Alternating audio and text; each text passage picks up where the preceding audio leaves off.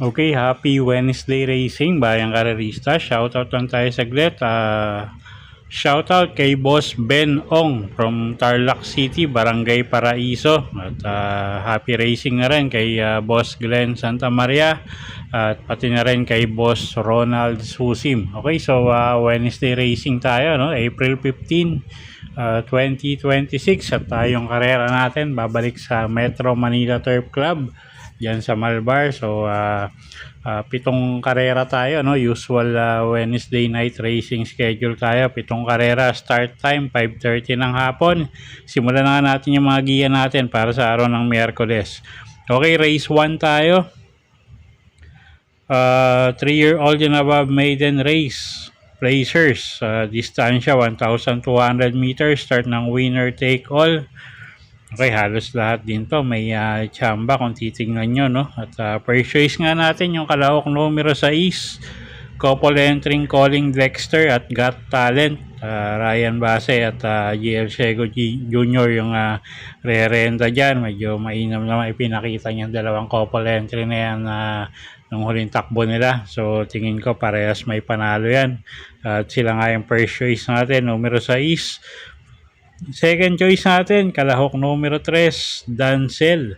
Mart M. Gonzalez naman yung sasakay dyan. At tingin ko medyo mag-i-improve yung takbo niyan ngayon, no? So second choice natin yan. Okay, so sa race 1, first choice numero 6, couple entering Calling Dexter at Got Talent. At second choice numero 3, Dancel. Okay, race 2 tayo. Start ng pick 6. Class 5, 17 to 41 bracket, 1,200 meters ang distansya.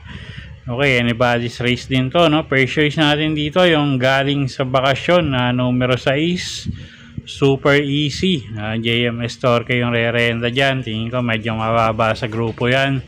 At first choice nga natin yan, no? Second choice, kalahok numero 3, Mirror of Justice. RM Garcia naman yung sasakay dyan. So, kayo na bahalang magdagdag kung may krusonada kayong iba dyan. Basta sa race 2, first choice nga natin, numero 6, Super Easy. At second choice nga natin, yung kalahok numero 3 na si Mirror of Justice. Okay, next race tayo. Race number 3, start ng pick 5. Start ng pick 5 nga, no? 3-year-old and above maiden race placers, distansya 1,200 meters. Okay, first choice natin dito yung kalahok numero 6 na si Materialist. At yun nga, medyo mainam din yung barrier nito. So tingin natin malaki panalo, no? At second choice natin dito yung kalahok numero 5 na si Courage. Gagabayan naman yan ni Jim L. Shego. Although hindi maganda yung pinakita nakaraan, pero mag-i-improve yung takbo niya, no? Mag-aumento pa yan. Okay, so sa race number 3, first choice nga numero 6, Materialist. At second choice, kalahok numero 5, Courage. Okay, race 4 tayo. Class 4, 42 to 56 bracket. Distansya 1,200 meters, start ng peak 4. Isa na naman anybody's race. No? First choice natin dito yung kalahok numero 6 na si Whirlwind. Gagabayan niya ni Boji Henson. At tingin ko medyo gumaang laban ngayon. So first choice natin yan. Second choice, kalahok numero 5 yung galing sa bakasyon na si Royal Salute. Sasakay naman niya ni Alison Pabilik. At kuha tayong third choice dito, yung kalahok numero 1, couple entering Catalytic at Bang. Gagabayan naman ni Pabs Cabalejo at ni JR De Ocampo. Okay, so sa race 4, first choice nga numero 6, Whirlwind. Second choice natin yung kalahok numero 5 na si Royal Salute. Third choice, kalahok numero 1, couple entering Catalytic at si Bang. Okay, race number 5 tayo. Class 5, 17 to 41 bracket. Distansya 1,200 meters. Meron tayong 6 na kalahok dito, no? But 5 in betting numbers. Okay, first choice na rin natin dito yung kalahok numero 3. Halos lowest group tong mga to, no?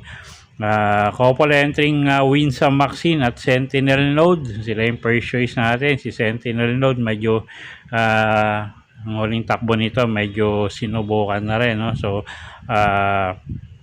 sila yung first choice nga natin. Second choice, kalahok numero 1, Sinag. Gagabayan naman yan ni Patty Dilemma. Okay, so sa race number 5, first choice nga natin, couple entering numero 3, Winsome Maxine at Sentinel Node. At second choice, kalahok numero 1, Sinag. Okay, race 6 tayo. Penultimate race, class 5, 17 to 41 bracket.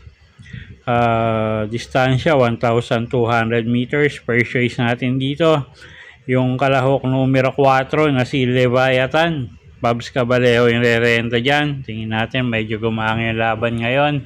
So first choice natin yan, kalahok numero 4, Leviathan. Second choice, kalahok numero 6, Streisand. Kagabayan naman ni GL Sego Jr. Isang matuling kalahok at pag nakapamigura sa unahan niyan, tingin natin malaki rin panalo. Okay, so sa race number 6, first choice nga natin, kalahok numero 4, Leviathan. At second choice, kalahok numero 6, Streisand. Okay, next race tayo, race number 7, last and final race for the day. Distansya natin dito 1,200 meters. May 8 kalahok tayo rito. Tingin natin medyo lamang to. Kalahok numero 2, Follow the Ruler. Gagabayan niya ni J.A. Pastoral. At napakababa na nga sa grupo niyan. So tingin natin medyo lamang na yan, no? Kalahok numero 2, Follow the Ruler. Pwedeng pangsama sa mga exotic nyo, pang dehado, yung kalahok numero 1 na si Agaron, gagabayan ni Chris Garganta.